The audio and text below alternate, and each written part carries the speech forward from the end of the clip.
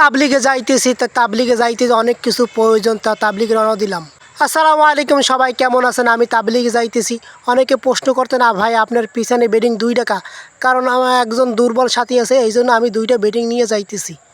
তো রওনা দিলাম।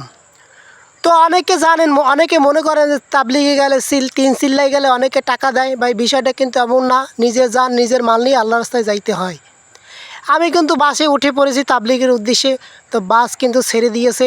তো বাসের দোয়া পড়লাম এবং বাসের ড্রাইভারকে তিন চিল্লার জন্য তশকিল করলাম। সে মোটামুটি রাজি হয়েছে। সে অনেকবার আমাদেরকে এরকম তাবলিগ জামাতে সফরে নিয়ে গিয়েছে। অবশেষে আমি কিন্তু ময়দানে এসে পড়েছি। তো ময়দানে জোর কিন্তু 3 চিল্লার সাথে। এই জোরটা হইতেছে কেরানীগঞ্জ, সম্পূর্ণ বালুর মাঠ, অনেক লোকজন এসে পড়েছে। তবে আমি এখন নামাজের প্রস্তুতি নিতে উজু করতে আসি। তো উজু করে এরকম নামাজে দাঁড়াবো। তো নামাজের প্রস্তুতি, এখন নামাজে দাঁড়াইয়ে গেলাম। তো নামাজে দাঁড়াই গেলাম, নামাজ পড়তেছি। তো নামাজ তাকবীরের সহিত 3 চিল্লায় গেলে এরকম তাকবীরের সহিত নামাজ পড়া যাইতেছে, নামাজ পড়ে। তো আমরা নামাজের পরে বয়ান শুনবো। বয়ান শোনার পর এরকম খাবার তৈরি করতেছি, খাবার পাক করতেছি, খিচুড়ি।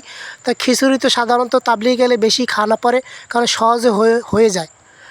তো ফাইনালি খানা আমাদের সামনে এসে পড়েছে। তো আমরা এরকম খাইতেছি। এক প্লেটে জানেন 4 জন খাইতে হয়, এরকম তাবলিগের নিয়ম।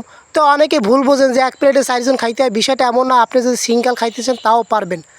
তো আমি এরকম তাবলিগের একটা নিয়ম আছে, এরকম রাস্তার ডাইনিং থেকে চলা, সালাম কালামে চলা, রাস্তা থেকে কষ্টদায়ক জিনিস সরাইয়ে দেওয়া।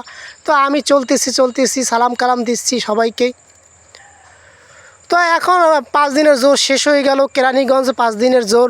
তো এখন দোয়া হইতেছে, আল্লাহর কাছে কান্নাকারি করতেছে, সবাই কান্নাকারি করতেছে, আল্লাহর কাছে প্রার্থনা করতেছে আল্লাহ যেন মাফ করে দেয়। তো এরকম আমাদের এরকম 5 দিনের জোর শেষ, এখন বাড়িতে যাব। অবশ্যই ভিডিওটা শেয়ার করবেন। আর যারা 3 চিল্লায় যান নাই, তারা 3 চিল্লায় নিয়াত করবেন এবং অবশ্যই ভিডিওটা শেয়ার করবেন।